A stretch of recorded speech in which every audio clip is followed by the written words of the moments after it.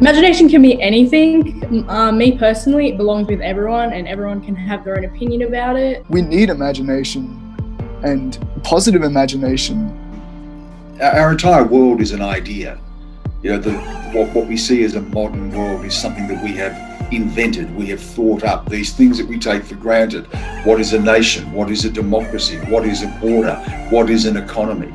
These things are things that we have imagined. Imagination and story is the world. Feeling that you are the owner of your story is hugely important, and that you have a story to share with the world.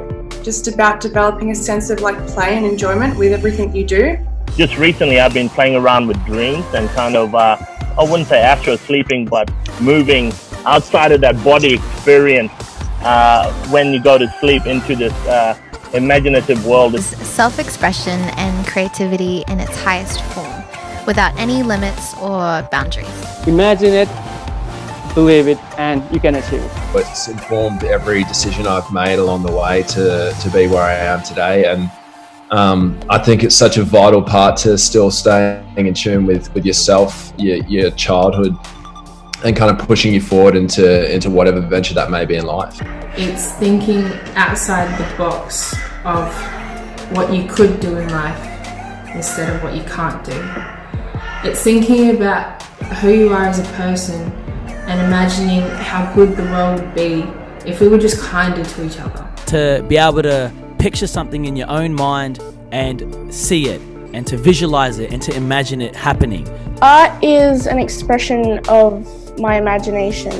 Imagination is a good way that we can break set things in our lives. Well, imagination is really important because I think part of the work of politics is to think about what sort of country you'd like to live in and what sort of world you'd like to live in. I want to imagine a country where we're investing in renewable energy, bringing down pollution, bringing down power prices. I can imagine a country where we're not asking people who are unemployed to live on $40 a day. I can imagine a country where we work together on reconciliation and the next steps of the Statement from the Heart, actually getting a change to make sure we've got an Indigenous voice to Parliament. All of these things that seem difficult require imagination. Imagination to me is at the forefront of creation. A stab in the dark as one thinks out loud, thinks out of the box to create something out of this world. Your imagination, your ideas are valuable and achievable. The ideas and the things you imagine that you come up with are unique to you because of these things. Your perspective, your light, your experiences, they shape you. If you can imagine it and you believe it, people around you will follow. If you're playing in a park with some mates, that can be anything you want it to be. The only restrictions on what you allow, the restrictions you yourself put on letting your imagination flow, beyond the parameters of what you instantly think you should do or where you are or how you should behave, and explore that imaginative side. Imagination is being able to think outside the box and look beyond the kind of structures that we live in and the world that we live in. And I think the more imagination that we have, the more curiosity we have, the more we're able to question the status quo and everything that's going on around us.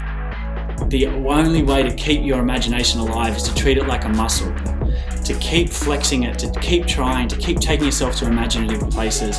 And as you grow older, you'll be told to try and get smaller, to wear it, to fit into a uniform idea, to fit into a space. Keep your imagination alive by fueling yourself with limitless stories. The pursuit of a life should be about trying to unlock as many doors in your mind, so eventually, in the final chapter of your life, your mind feels like a universe open to the stars.